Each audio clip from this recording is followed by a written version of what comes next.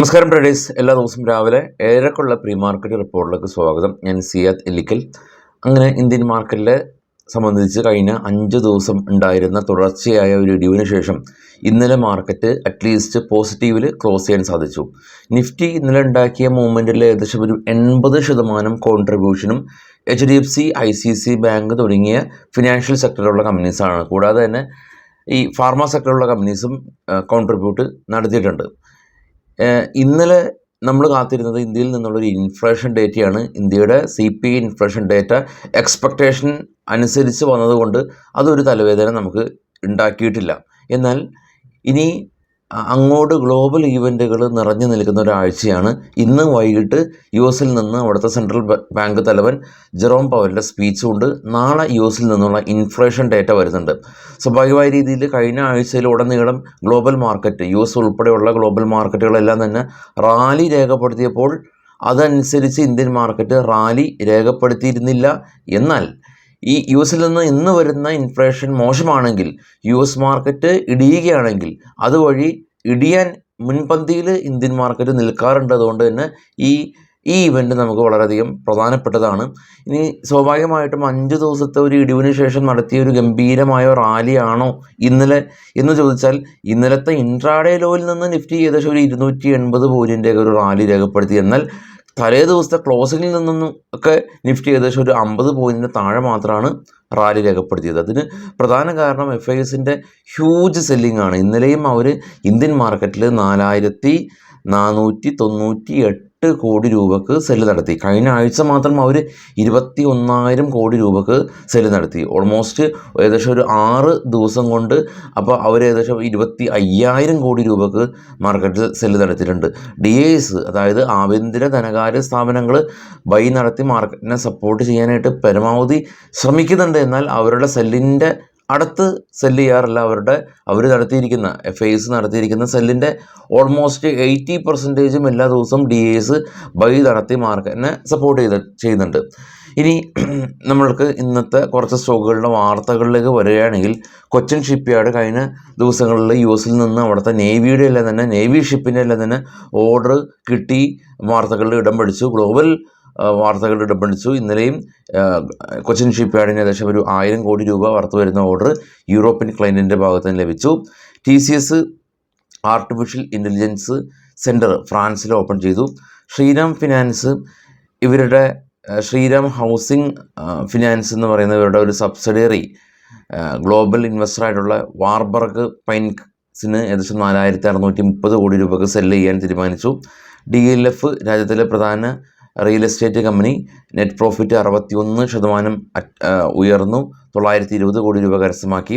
Jindal steel and power net profit almost 933 കോടി രൂപ കരസ്ഥമാക്കി 100% നെറ്റ് പ്രോഫിറ്റിൽ വർധനവ് രേഖപ്പെടുത്തി. RVNL 231 കോടി രൂപയുടെ ഓർഡർ കിട്ടി. സനോഫി ഇന്ത്യ കമ്പനി 230 നിന്ന് 219 കോടി രൂപയിലേക്ക് പ്രോഫിറ്റ് ചെറുതായിട്ട് കുറഞ്ഞു. ജയ് ഭാരത് കമ്പനി 14 കോടി രൂപയിൽ നിന്ന് 11 കോടി രൂപയിലേക്ക് പ്രോഫിറ്റ് ചെറുതായി കുറഞ്ഞു. 70 പൈസ ഡിവിഡൻഡ് പ്രഖ്യാപിച്ചു. ഇൻഡ് സ്വിഫ്റ്റ് ലാബ് കമ്പനി, ഇവർ 30 കോടി രൂപയിൽ നിന്ന് 350 കോടി രൂപയിലേക്ക് ഉയർന്ന നെറ്റ് പ്രോഫിറ്റ് ഉയർത്തി. സാലറ്റ് ഹോട്ടൽ കമ്പനി 36 കോടി രൂപയിൽ നിന്ന് 82 കോടി രൂപയിലേക്ക് നെറ്റ് പ്രോഫിറ്റ് ഉയർത്തി. അലംബിക് ഫാർമ 4 കോടി രൂപയിൽ നിന്ന് 21 കോടി രൂപയിലേക്ക് നെറ്റ് പ്രോഫിറ്റ് ഉയർത്തി. 2 രൂപ 40 പൈസ ഡിവിഡൻഡ് പ്രഖ്യാപിക്കുന്നുണ്ട്. GIC ഹൗസിംഗ് ഫിനാൻസ് കമ്പനി 52 കോടി രൂപയിൽ നിന്ന് 53 കോടി രൂപയിലേക്ക് നെറ്റ് പ്രോഫിറ്റ് ഉയർത്തി. 4 രൂപ 50 പൈസ ഡിവിഡൻഡ് കൊടുക്കുന്നുണ്ട്. ഇലക്ട്രോ സ്റ്റീൽ കാസ്റ്റിംഗ് കമ്പനി 89 കോടി രൂപയിൽ നിന്ന് 230 കോടി രൂപയിലേക്ക് നെറ്റ് പ്രോഫിറ്റ് ഉയർത്തി. ഹീറോ മോട്ടോ കോർപ്പ് കമ്പനി രാജ്യത്തിലെ ആദ്യത്തെ ONDC നെറ്റ്വർക്കിൽ ജോയിൻ ചെയ്തു. മാരുതി ഫ്രോൺസ് എന്ന് പറയുന്ന ഇവരുടെ പുതിയ വാഹനം 2 വേരിയൻറ്റ് കമ്പനി ലോഞ്ച് ചെയ്തിട്ടുണ്ട്. കൊറോമൻഡൽ ഇൻ്റർനാഷണൽ കമ്പനി, ഇവർ ചെന്നൈ ബേസ്ഡ് ആയിട്ടുള്ളൊരു ഡ്രോൺ മാനുഫാക്ചറിങ് കമ്പനിയായിട്ട് ഒരു പുതിയ ബിസിനസ് കോൺട്രാക്റ്റ് ഇവർ സൈൻ ചെയ്തു എന്നുള്ളതാണ് ഇപ്പോഴുള്ള നമ്മുടെ ന്യൂസ്. മറ്റുള്ള ന്യൂസുകളെല്ലാം തന്നെ നമ്മുടെ ടെലഗ്രാം ചാനലുണ്ടാവും, ഈ വീഡിയോയുടെ ഡിസ്ക്രിപ്ഷനിൽ. അതുപോലെ നമ്മൾ നേരത്തെ പറഞ്ഞു ഇന്ന് US നിന്നുള്ള ഇൻഫ്ലേഷൻ ഡേറ്റ ഉണ്ടെന്ന് പറഞ്ഞു, നാളെ. അതുപോലെ ഒരുപാട് രാജ്യങ്ങളുടെ പ്രധാനപ്പെട്ട ഇവൻറ്റുകൾ അത് നമുക്ക് ശ്രദ്ധിക്കേണ്ടതായിട്ടുണ്ടല്ലോ. അതുപോലെ തന്നെ IPO ഡീറ്റെയിൽസ്, ഡിവിഡൻഡ് ഡീറ്റെയിൽസ്, അങ്ങനെയുള്ള എല്ലാ കാര്യങ്ങളും നമ്മുടെ ട്രേഡ് ബഡ്ഡി എന്ന് പറയുന്ന നമ്മുടെ ട്രേഡിംഗ് ഡിവിഷനിലുണ്ട്. Bismate.com എന്നാണ് നമ്മുടെ വെബ്സൈറ്റിൻ്റെ ഡൊമൈൻ. അതിൽ ട്രേഡ് ബഡ്ഡിയിൽ നിങ്ങൾ ചെക്ക് ചെയ്യുകയാണെങ്കിൽ എല്ലാം അവൈലബിൾ ആണ്. കൂടാതെ തന്നെ അതിൻ്റെ ലിങ്കും ഈ വീഡിയോയുടെ ഡിസ്ക്രിപ്ഷനിൽ കൊടുത്തിട്ടുണ്ട്. ഇനി നമുക്ക് കുറച്ച് ഡീറ്റെയിൽസ് കൂടി നോക്കാം. ഗ്ലോബൽ മാർക്കറ്റിൽ ഏറ്റവും താഴെ കാണാം US വിക്സ് സ്പൈക്ക് ചെയ്തിട്ടുണ്ട്. കാരണം അവിടെ ഇൻഫ്ലേഷൻ ഡേറ്റ വരാണ്. നാസ്ഡാക്ക് പോസിറ്റീവിൽ ക്ലോസ് ചെയ്തു, ഡോ റെഡിലടച്ചു, യൂറോപ്യൻ മാർക്കറ്റ് മൂന്നും റെഡിലടച്ചു. വലിയ ഫോളൊന്നുമില്ല, റെഡിലടച്ചു എന്ന് മാത്രം. ഇനി ഏറ്റവും ടോപ്പിലേക്ക് പോകാം. ബിറ്റ്കോയിൻ 62,000, ഗോൾഡ് 2338 പെർ ഔൺസിന്, ബ്രന്റ് ഓയിൽ 83.61 ബാരൽ. ഇപ്പോൾ ട്രേഡ് ചെയ്യുന്ന ഏഷ്യൻ മാർക്കറ്റ് പൊതുവെ പ്രത്യേക സിഗ്നൽസ് ഒന്നും കാണിക്കുന്നില്ല, പോസിറ്റീവാണ്, പ്രത്യേക പ്രശ്നങ്ങളൊന്നുമില്ല. US മാർക്കറ്റിൽ ലിസ്റ്റ് ചെയ്ത ഇന്ത്യൻ കമ്പനികൾ സ്വാഭാവികമായ രീതിയിൽ ഗ്രീനിൽ അടച്ചു. കാരണം ഇതെല്ലാം തന്നെ നമ്മുടെ മാർക്കറ്റിലും പോസിറ്റീവായിരുന്നു. എന്നാൽ വളരെ ഇന്ന് ഇന്ത്യൻ മാർക്കറ്റിൽ വലിയ ഗ്യാപ്പ് അപ്പ് ഉണ്ടാക്കത്തക്കവണ്ണം HDFC ICICI ബാങ്ക് ഒന്നും തന്നെ റാലി രേഖപ്പെടുത്തിയിട്ടില്ല.